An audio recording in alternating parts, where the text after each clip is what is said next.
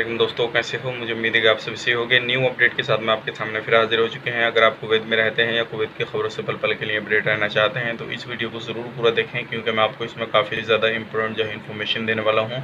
और काफ़ी ज़्यादा अफवाहें जो हैं कुवैत के अंदर अभी उड़ रही हैं, उनके हवाले से मैं आपको बताने वाला हूँ। और कुछ बड़ी अपडेटें हैं, अगर आप इंडिया से हैं, किसी भी देश से हैं, तो आपके लिए कुछ बड़ी अपडेट मैं आपके सामने लेकर आया हूँ। तो चलिए फिर वीडियो शुरू करते हैं, लेकिन उससे पहले मैं आपको बताना चाहूँगा, अगर आप हमारे चैनल पर पहली बार आए हैं तो चैनल को सब्सक्राइब कर लीजिए और साथ ही साथ बेल आइकन ज़रूर प्रेस कर दीजिए, ताकि इन फ्यूचर आपको लेटेस्ट अपडेट मिलते रहे और आप हमेशा हमारे साथ में जुड़े रहें।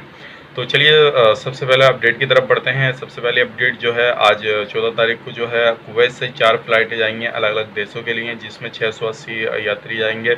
और ये सारे वो यात्री होंगे जो इलीगल तरीके से वहाँ पे काम करते हैं, तो उनको उनके देश आज भेजा जाएगा।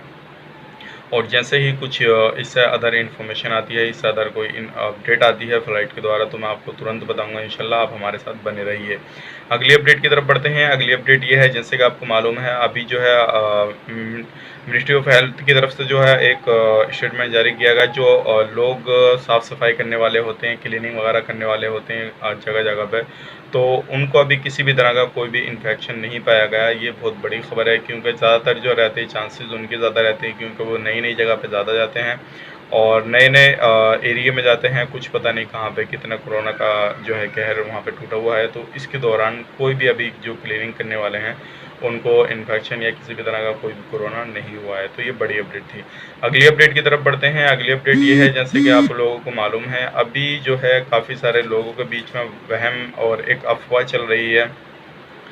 वो ये बोल रहे हैं जो लोग कर्फ्यू का उल्लंघन कर रहे हैं उनको पुलिस वाले पकड़ रहे हैं और उनके देश वापस भेज रहे हैं। तो ऐसा बिल्कुल नहीं है। जो लोग कर्फ्यू का उल्लंघन कर रहे हैं उनको बाकायदा सज़ा मिल रही है। सज़ा मिलने के बाद में उनको वापस नहीं भेजा जा रहा है।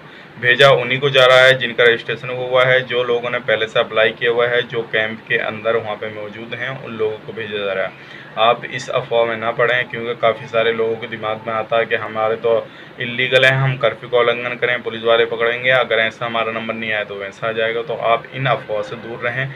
इस अफवाह से आपको भी प्रॉब्लम हो सकती है अगर आप इस तरह से कोई भी कदम उठाते हैं। तो ये बड़ी अपडेट थी कुछ, क्योंकि आपको बताना इसलिए ज़रूरी है ताकि आप लोग गलतफहमी का शिकार न होए। तो ये कुछ अपडेट थी। उम्मीद करते हैं वीडियो आपको पसंद आई। पसंद आए तो लाइक करें, शेयर करें। हमारे चैनल पर पहली बार आए तो चैनल को सब्सक्राइब करें, ताकि इन फ्यूचर आपको लेटेस्ट अपडेट मिलती रहे और आप हमेशा हमारे साथ में जुड़े रहें। तो चलिए फिर मिलेंगे इस नेक्स्ट वीडियो में। तब तक के लिए आप अपना ख्याल रखें, अपनी फैमिली वाला ख्याल रखें। Take care, bye bye.